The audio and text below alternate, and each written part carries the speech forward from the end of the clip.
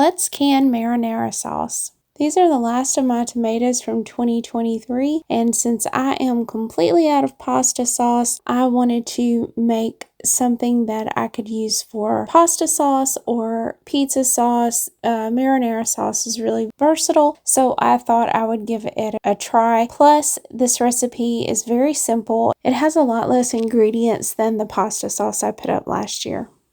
Now I'm starting with about 30 pounds of tomatoes. Before they were frozen, these tomatoes were cored, blanched, and peeled. Some of them were just cored and then frozen, and that just depended on how busy I was when I needed to do something with them last year. This is just a mixture of varieties that I grew last year, both paste and slicing tomatoes, but the majority of them are San Marzanos. And the type of tomatoes that you start with will determine how long you have to cook your tomatoes to get the consistency that you want. After the tomatoes have cooked enough for them to start to break down, I took my immersion blender and blended them up really well. But in order to get all the seeds out, this is completely optional. I chose to run them through my food mill, and I just have this manual one that has a small plate, and it forces the tomatoes through that plate and catches the majority of the seeds and any skins that were left in the tomatoes.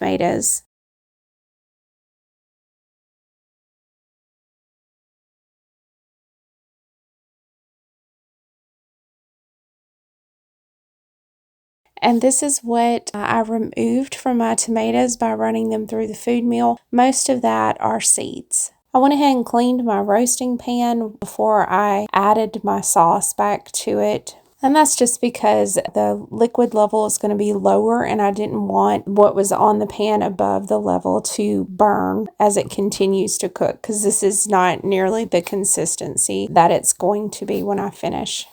While my tomatoes are continuing to cook down, I am caramelizing some onions on the stovetop, and I just have a couple of tablespoons of olive oil in here, and this is 3 cups of onions. It's 1 cup for every 10 pounds of tomatoes. And once these finish caramelizing, I am going to add 2 cups of Merlot to deglaze my pan. You can use any red wine that you enjoy. You just want to make sure that you like it because it is going to flavor your marinara sauce. Once my onions have finished cooking, these are 6 large cloves of garlic that I'm going to add and cook them just long enough to let them release their flavor, so about a minute or 2. And then I added the Merlot, and I didn't really cook the wine, I'm just letting it deglaze the bottom of my skillet.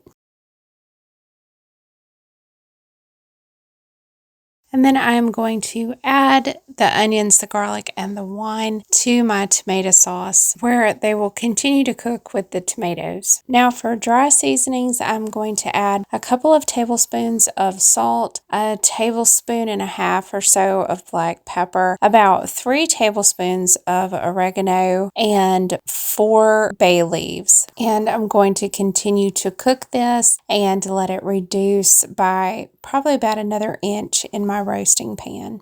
Now, just before I put this in my jars, I am going to remove all 4 of those bay leaves, and I'm going to add a cup of bottled lemon juice just to make sure that my acidity is high enough to water bath can the marinara sauce. I'm using my 4 jars canning funnel again today. I love this thing. I know I probably say that every time I make a video, but it is true. I love that it has those notches on the inside of the funnel that allow me to easily see the headspace that I am measuring to. And for marinara sauce, I am filling these jars to a 1/2 inch headspace. Once my jars are filled, I am going to wipe the rims of the jars with a paper towel soaked in white vinegar just to remove any food particles that may be on the rim of the jar so that they create a really good seal. And then I put my rings on fingertip tight, and in the canner these go. Because I am at sea level, the quart-sized jars are going to process in a water bath canner for 40 minutes, and these pint-sized jars will process for 35 minutes. After they finish processing, I'll turn the heat off and remove the lid and wait another 5 minutes before I remove them from the canner. This was a simple recipe and fairly easy. It's just anytime you are reducing tomatoes, it can be fairly time consuming, especially if you aren't using paste tomatoes.